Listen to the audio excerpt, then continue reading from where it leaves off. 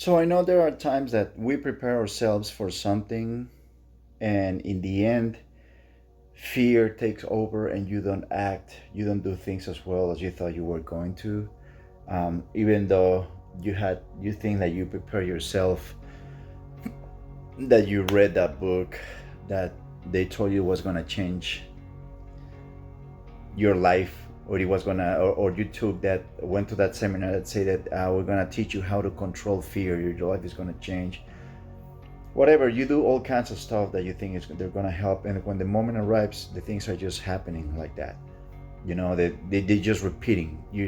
Fear takes over, and you didn't perform the way you thought you were. You didn't get the results that you were expecting. The miraculous behavior didn't didn't happen. I was watching yesterday a tennis match with Novak Djokovic. He's a tennis player, and is he, just to make it simple, he's predicted to very probably be the greatest tennis player that ever existed. It's between him and Rafael Nadal still who's gonna earn that title at the end, but I think Djokovic is gonna do it. Anyways, Djokovic has been playing for a long time. He's been number one in the world for many years, and yesterday he was playing a match where you could actually see him playing very tentative. He was not being very aggressive. You could tell that the fear had diminished. The speed that he was hitting, the speed that he was using, hitting the ball, it was like way lower than usual. You will see the guy, the way he walked, the way he will, when they switch sides, and everything. You could tell this. How is it possible that this guy is one of the mentally toughest players to set foot on a tennis court? He's no doubt one of the toughest athletes that ever existed, and he's how can he feel like that?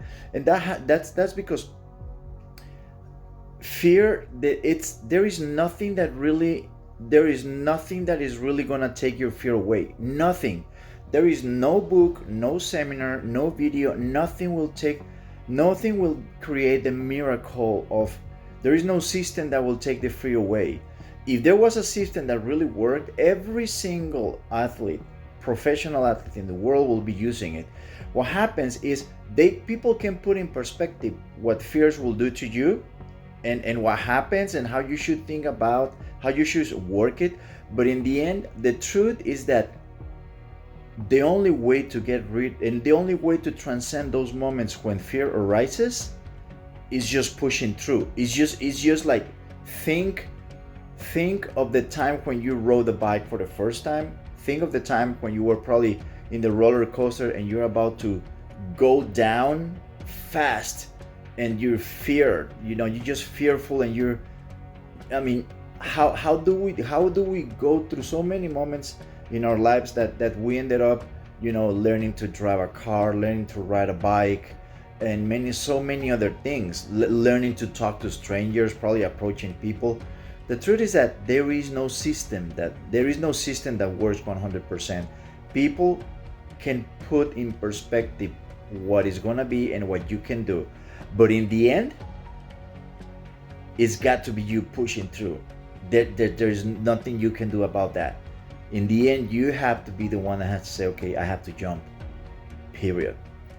So if you're going through situations when you think that you should, or by this time I should be in total control of the fear, and be able to face this situation and perform the way I've been practicing and the way I expected, there is no guarantee that's going to happen, because even the best athletes in the world, they fail at moments when they supposed to. Sometimes they rise to the occasion, and sometimes they don't.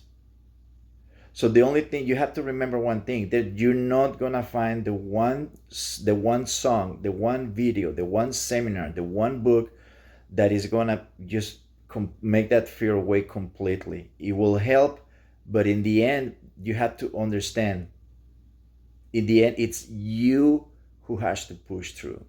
Okay, guys? Thank you very much. Give me a like, subscribe, and I'll see you next time.